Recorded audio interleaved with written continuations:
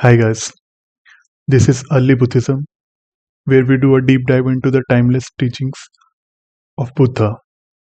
I'm Tushar Gundev, and today we are exploring a profound teaching on seven perceptions that leads to Nirvana. This meditative practice will help you see reality clearly, will free you from attachments, and will put you on the right path toward enlightenment. So let's go.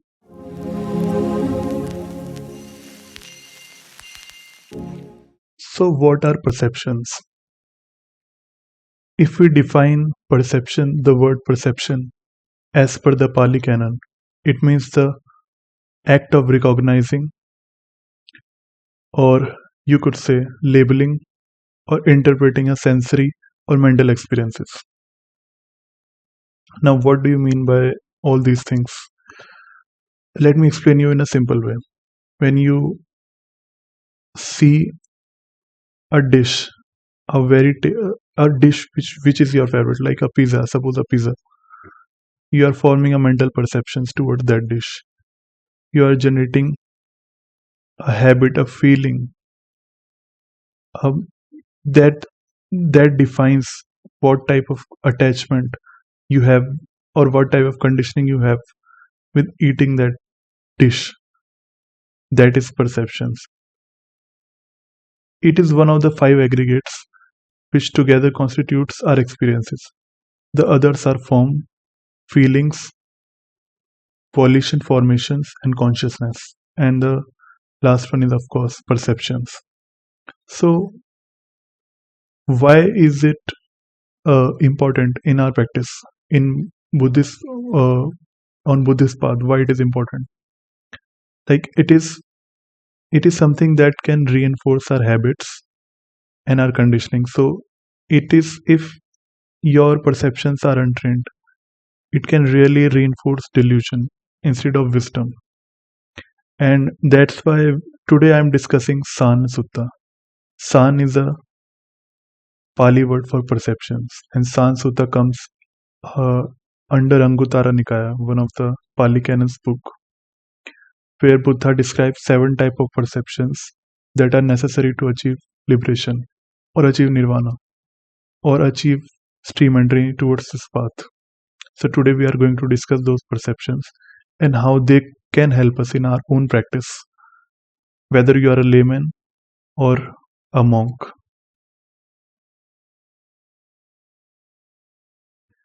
The first perception is the perception of unattractiveness.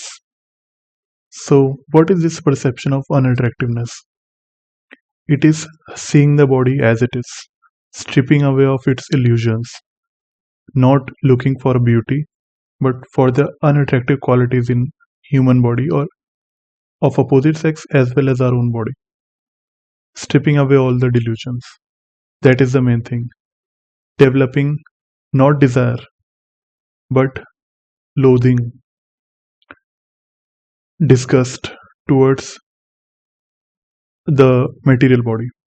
That is one of the first perceptions which Buddha taught. So let's see how he described that in the Pali Canon.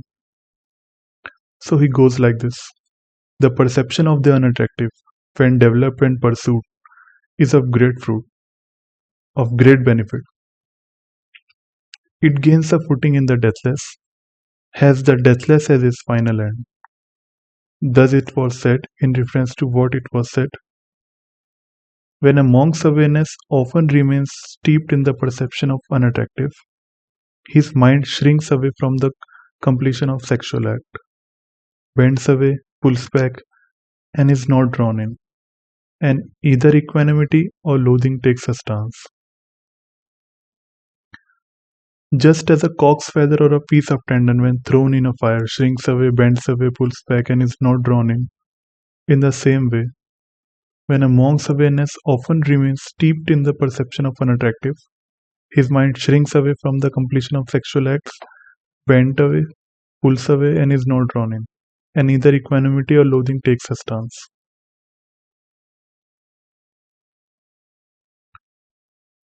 So, this is one of the first perceptions that Buddha taught, like which could really help in our practice. Of course, it helps deal with lust, and those with porn and sex addiction are definitely going to benefit from this practice. From looking the world through this perception, these eyes can definitely help in your practice, and it will be a great benefit in the long run. Believe me, this is uh, Buddha also gave this advice to Ananda later in Pali Canon. Like we have a sutta where Ananda asks the same thing, and he gives very simple advice like to stay away from the girl is very simple. Don't look at them, and just when you do look at them, just focus on the unattractive things, and it definitely keep your mind away from them.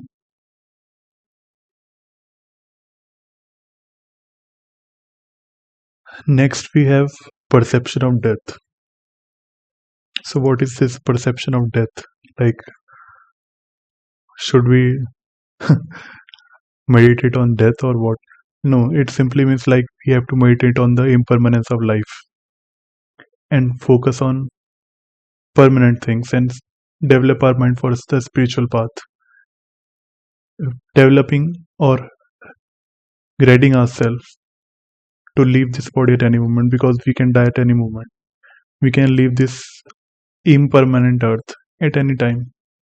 So perception of death is the just that perception on the impermanence of life itself. So how does the Pali Canon formulates this perception? Let's see. So in the Pali Canon it goes like this. The perception of death when developed and pursued is of great fruit, of great benefit.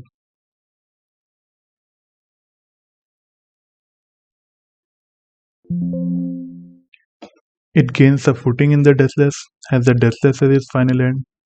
Thus it was said in reference to what it was said. When a monk's awareness often remains steeped in the perception of death, his mind shrinks away from the fervor of life, bends away, pulls back, and is not drawn in. Either equanimity or loathing takes a stance. And the rest of the para just goes like the one that we had in the perception of unattractive.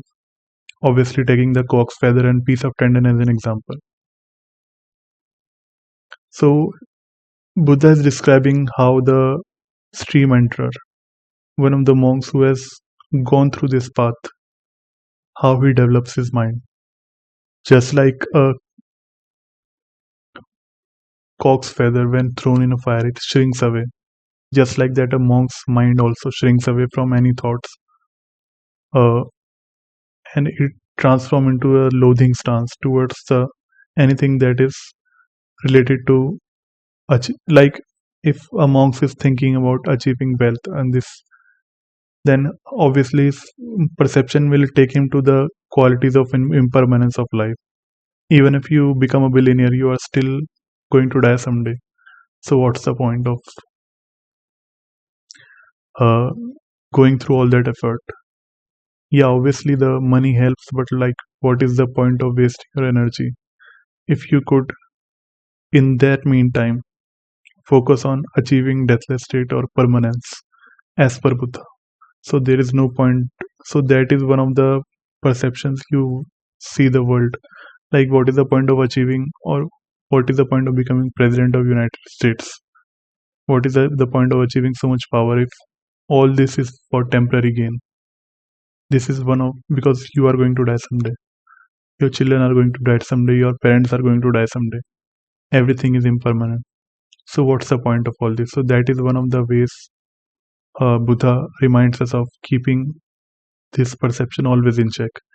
And this thing is also very common in Stoicism.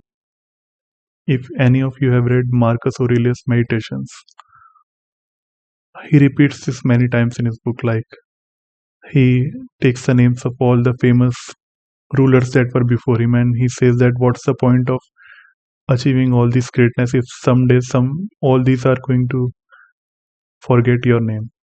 So many greats have come before me, and people have forgotten their name. There is no point of uh, go- doing all these things, achieving all this greatness if some people are going to just forget your name someday or the other.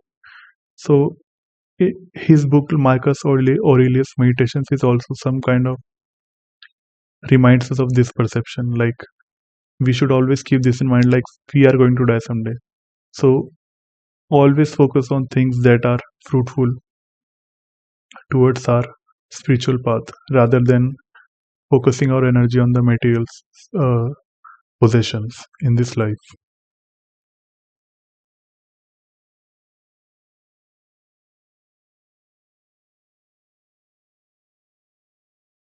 The third perception is perception of loathsomeness of food. This might sound a little intense. Like food? What about food? What perception about food? Yeah. So it is just another way of saying like we shouldn't see food as an object of craving, but as an object to provide us nutrients to go through our journey. For the nutrients to provide us enough energy to follow the spiritual path, and not as an object of craving, not as an object of taste, not as an object of beautification, and neither an object of intoxication like we use for alcohols. So how does the Buddha describe this? Buddha used the same simile of cock, feathers, and piece of tendon. But in Pali Canon we have another sutta too. It is called Putta Mans Sutta, meaning flesh of sun sutta. So in that the Buddhas goes super intense in this stuff. Like he gives a super intense simile to describe how we should, what type of perception we should have towards our food. So let's read that sutta or that stanza of that sutta. So that's how it goes. How is physical food to be regarded? The Buddha asks the monks. So he says, suppose a couple, husband and wife, taking meager provisions, were to travel through a desert. With them would be their only baby son, dear and appealing. Then the meager provisions of the couple going through the desert would be used up and depleted, while they were still a stretch of a desert yet to be crossed. So the thought would occur to them, our meager provisions are used up and depleted, while there is still a stretch of desert yet to be crossed. What if we were to kill this only baby son of ours and dear and appealing and make dried meat of jerky? That way, chewing on the flesh of our son, at least two of us would make it through the desert. Otherwise, all three of us would perish.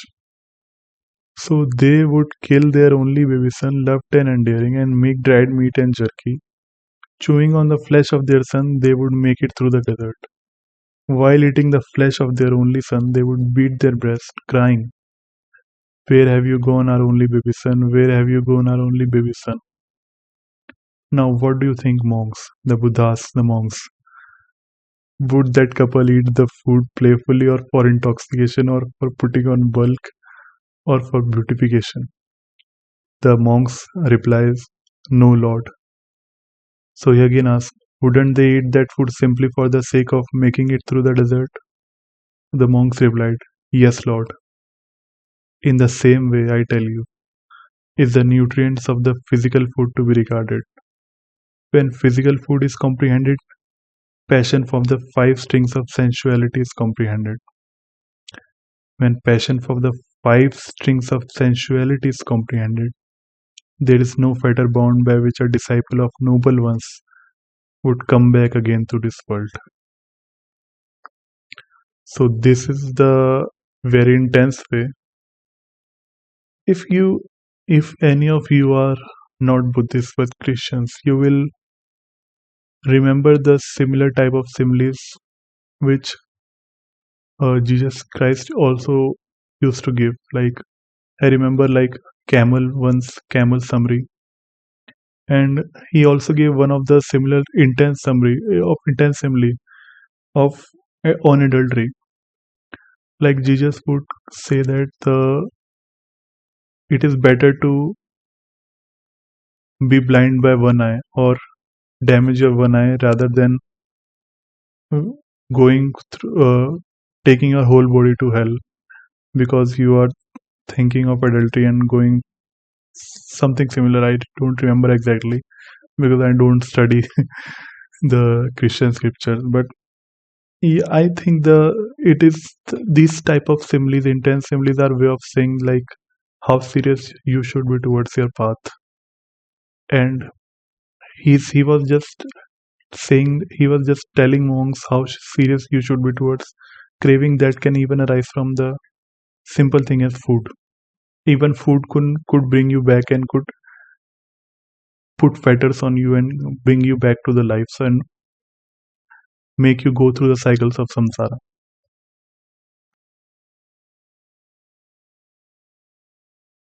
Another perception is a distaste for every world. So what is this every world? Distaste for every world? Like we only know of this world, like what he's talking about every world. So it is where the philosophy of Buddhism differentiates itself from other religions. Like in every other religion you will find like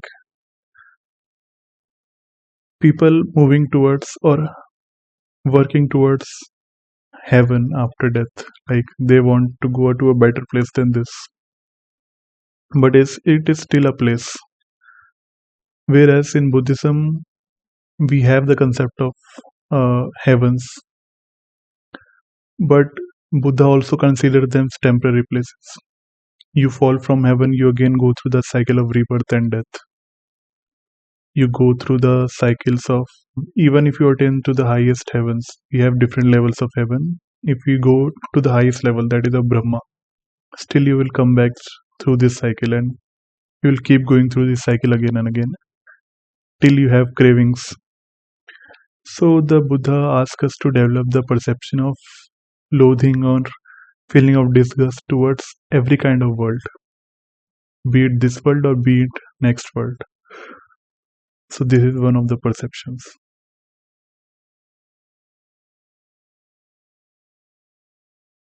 Another is perception of inconsistency, which is nothing being constant. So let's see how Buddha describes in the Pali Canon. The perception of inconsistency, when developed and pursued, is of great fruit, of great benefit.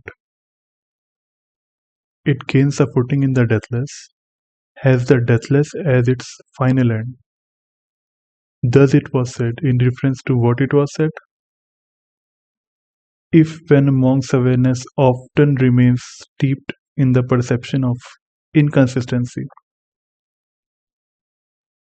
his inconstancy, sorry, I'm mispronouncing is inconsistency, which is totally different thing.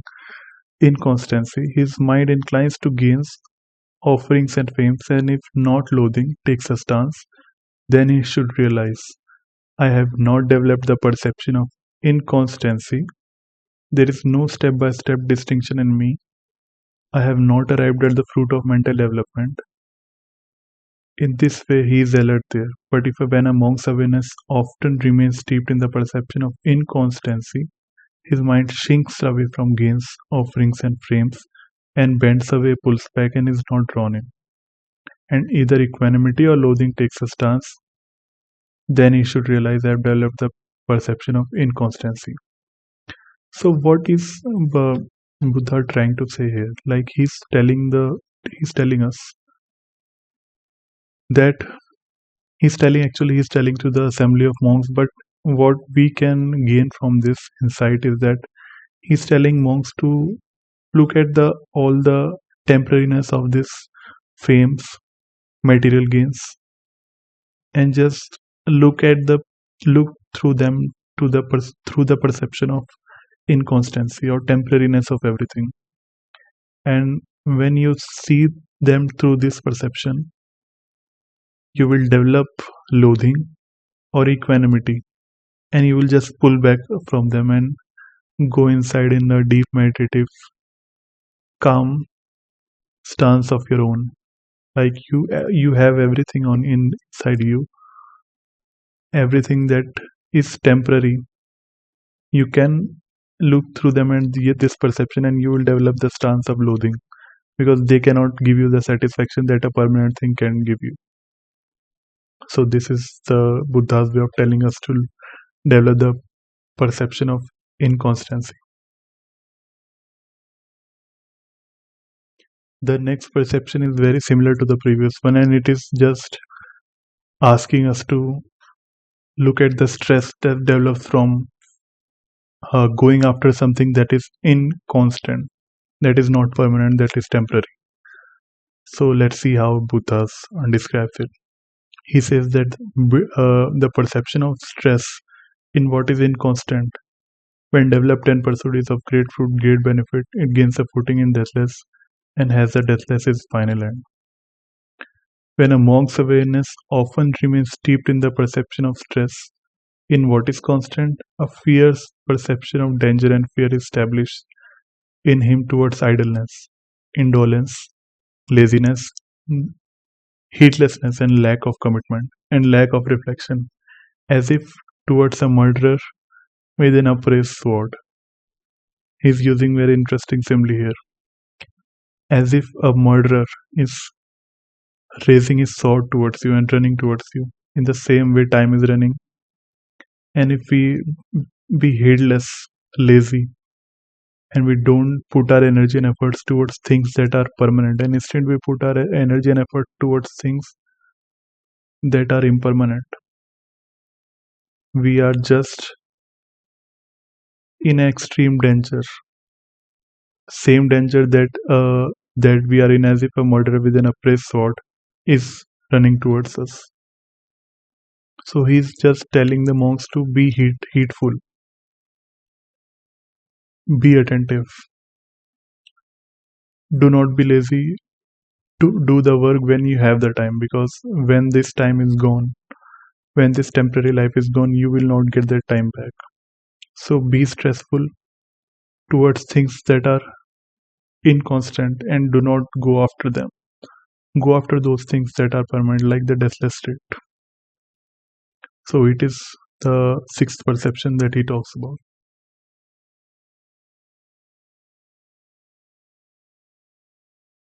So we come to the last perception, and it is the most interesting of all. It is the perception of not self in all the things. So if you have studied or if you have heard anything about Buddhism, you would know that they are the believers in not self. This word is thrown in every now and then when you read, when you go through the Buddhism philosophy. So what is not self? I will not go through the whole of this concept, but I will define this in brief.